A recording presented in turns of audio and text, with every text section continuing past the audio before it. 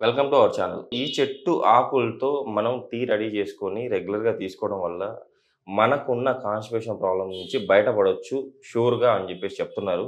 ప్రముఖ doctor yoga and naturopathy doctor Shagufta గారు. షగుప్తా గారు అసలకి మనకి టీ ఎలా రెడీ చేసుకోవాలో, ఎలా తీసుకోవాలో మేడం ద్వారానే తెలుసుకుందాం. నమస్తే మేడం. నమస్తే.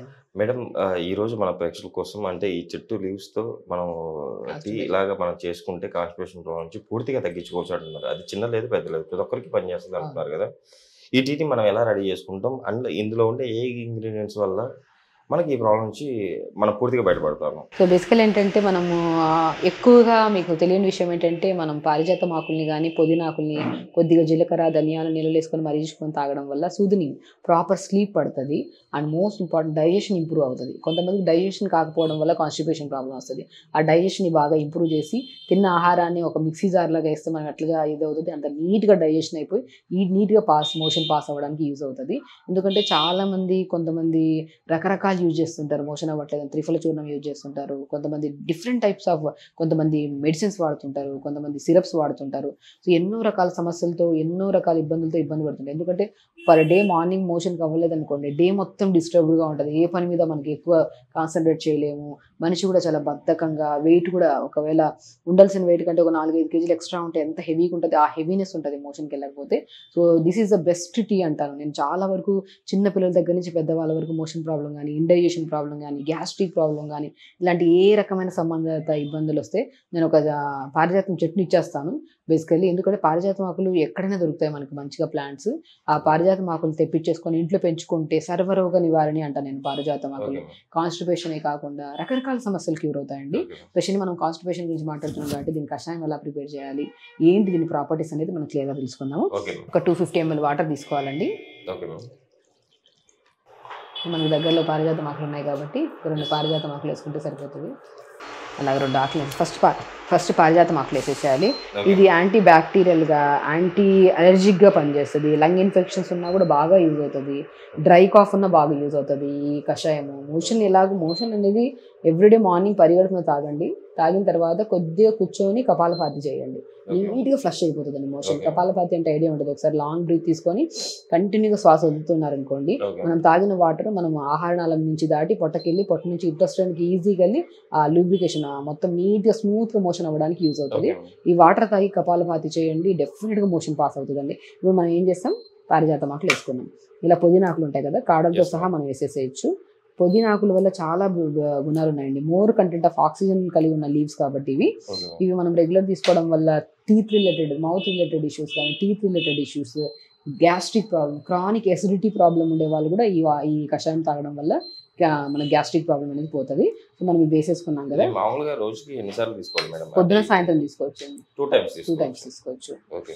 మంచిది. ఎందుకంటే పారిజాతం ఆకుల్లో ఇంకో గుణం ఏంటంటే స్పెషల్లీ పారిజాతం ఆకులు మనం పురాతన కాలంలో చూస్తే ఎక్కువ నరాల బలహీనతకి, జాయింట్ పెయిన్స్‌కి యూజ్ చేసేవాళ్ళు. తెలియని విషయం ఏంటంటే ఇది కాన్‌స్టిపేషన్‌కి బాగా యూజ్ అవుతది. అండ్ డైజెషన్‌కి మెయిన్ అంటున్నానండి. ఓకే. ఇండైజెషన్ కొద్దిగా తిన్న వెంటనే 4 ముద్దలు తిన్న వెంటనే హెవీగా అనిపిస్తా ఉంటది పొట్ట. ఆ హెవీనెస్ ఉండదనమాట. ఈజీ డైజెషన్ అవుతది. ఇప్పుడు ఎప్పుడైనా మనం ఏదైనా ఫంక్షన్స్‌కి వెళ్ళాము, హెవీగా తినేసి వచ్చాము. ఆ టైంలో మనం ఏం చేస్తాం, జీరా వాటర్ తాగడం అలవాటు. ఓకే. ఒక మన దగ్గర చెట్టు ఉందనుకోండి, పారిజాతం ఆకులు 2 చెట్లు పెంచుకున్నాం అనుకోండి, ఆ ఆకులు 2 వేసేసుకుంటే కొద్దిగా జీలకర్ర వేసుకొని మరిగించుకొని ఓన్లీ జీలకర్ర పారిజాతం ఆకులు వేసుకొని మరిగించుకొని తాగినా కూడా పొట్ట పొట్ట తగ్గుతుందండి బాగా.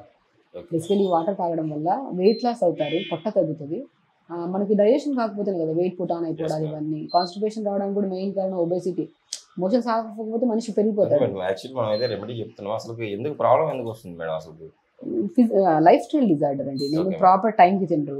మీరు ఎప్పుడు పడితే అప్పుడు తింటే డైజెషన్ చేయదు పొట్ట అంటా నేనైతే. ఓకే. ఎందుకంటే చాలా మంది వెయిట్ లాస్‌కి వస్తారు నా దగ్గరికి, కాన్స్టిపేషన్‌కి వస్తారు, పైల్స్ కోసం వస్తారు. నేనంటాను వాళ్ళ టైం ఫుడ్ ప్యాటర్న్ అడుగుతా.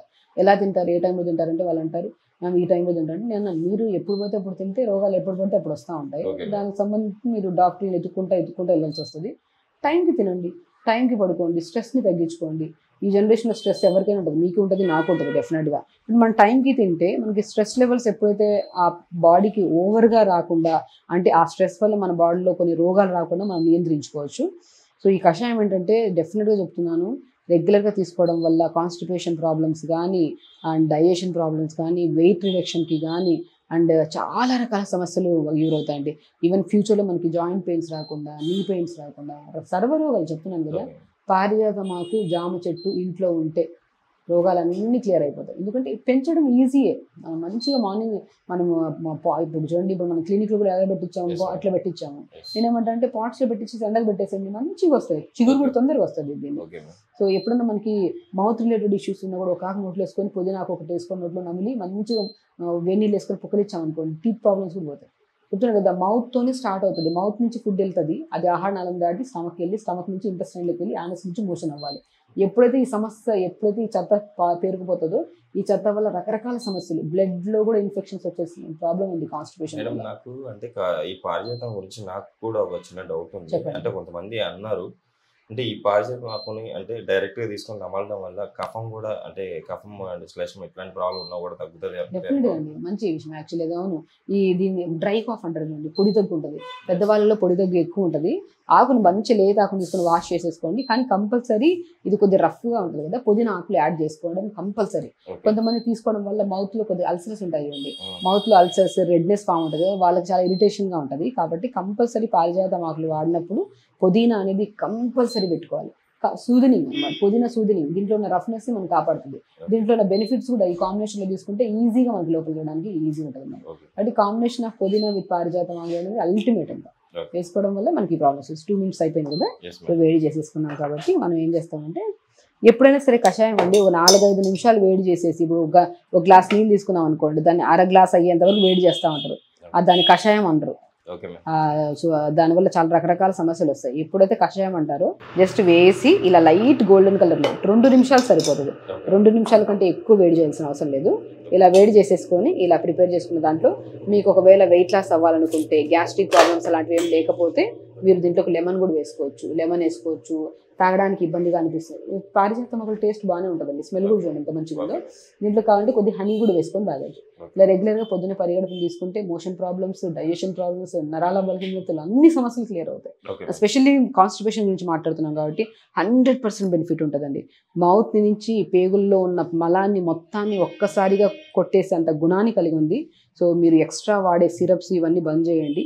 1-2 రోజులు తాగుతుంటే ఇమీడియట్గా రిజల్ట్ అయితే రాదండి. నేను ఏమంటానంటే, తాగిన వెంటనే మీకు డెఫినెట్గా మంచి రిజల్ట్ వస్తుంది. నేను చెప్పాను, ఇది తాగిన వెంటనే కపాలభాతి చేయండి కూర్చొని. మనం ఎప్పుడైతే ఒకసారి శ్వాస తీసుకొని కంటిన్యూగా బ్రీత్ అవుట్ చేస్తుంటే పొట్ట మీద పొట్ట లోపలికి ఆ వాటర్ అంతా ఇంటెస్టైన్లోకి వెళ్ళి ఇంటెస్టైన్ నుంచి మోషన్ పాస్ అవ్వడానికి కూడా ఈజీగా ఉంటుంది. ఇలా పారిజాతము, పుదీనా వేసుకొని జీలకర్ర ధనియాల కాంబినేషన్లో తాగడం వల్ల అన్ని సమస్యలు పోతాయి. డైజెషన్ ఇష్యూస్ పోతాయి, కాన్స్టిపేషన్ ప్రాబ్లమ్స్ క్లియర్ అవుతాయి, బాడీ హెల్తీగా ఉంటుంది, వెయిట్ లాస్ కూడా మంచిగా అవుతుంది.